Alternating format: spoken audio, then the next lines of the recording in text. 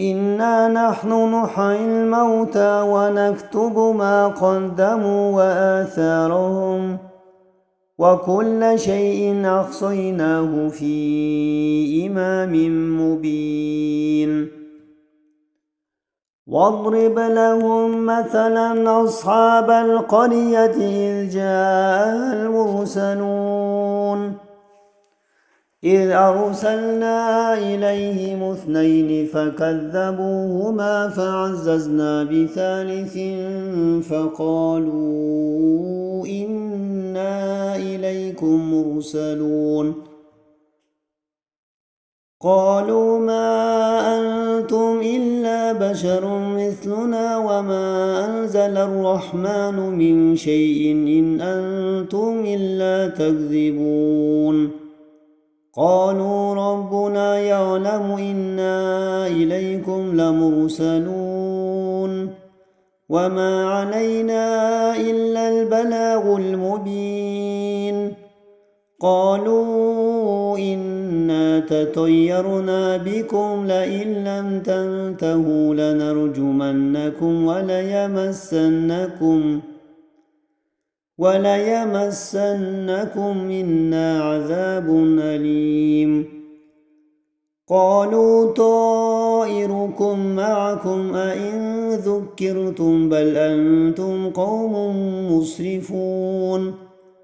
وجاء من أقصى المدينة رجل يسعى قال يا قوم اتبعوا المرسلين اتبعوا من لا يسألكم أجرا وهم مهتدون وما لي لا أعبد الذي فطرني وإليه ترجعون أأتخذ من دونه آلهة إن يردني الرحمن بضر لا تغن عني شفاعتهم شيئا ولا ينقذون إني إذا لفي ضلال مبين إني آمنت بربكم فاسمعون قيل ادخل الجنة قال يا ليت قومي يعلمون بما غفر لي ربي وجعلني من المكرمين وما أنزلنا على قومه من بعده من جند من السماء وما كنا منزلين إن كانت إلا صيحة واحدة فإذا هم خامدون يا حسرة على العباد ما يأتيهم من رسول إلا كانوا به يستهزئون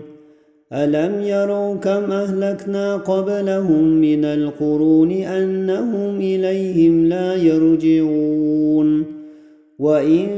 كل لما جميع لدينا محضرون وآية لهم الأرض الميتة أحييناها وأخرجنا منها حبا فمنه يأكلون وجعلنا فيها جنات من نخيل وأعناب وفجرنا فيها من العيون ليأكلوا من ثمره وما عملته أيديهم أفلا يشكرون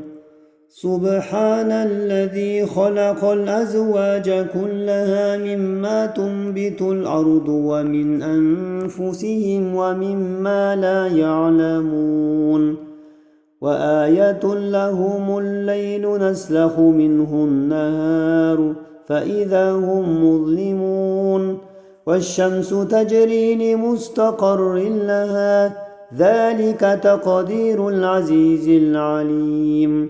والقمر قدرناه منازل حتى عاد كالعرجون القديم لا الشمس ينبغي لها أن تدرك القمر ولا الليل سابق النهار وكل في فلك يسبحون.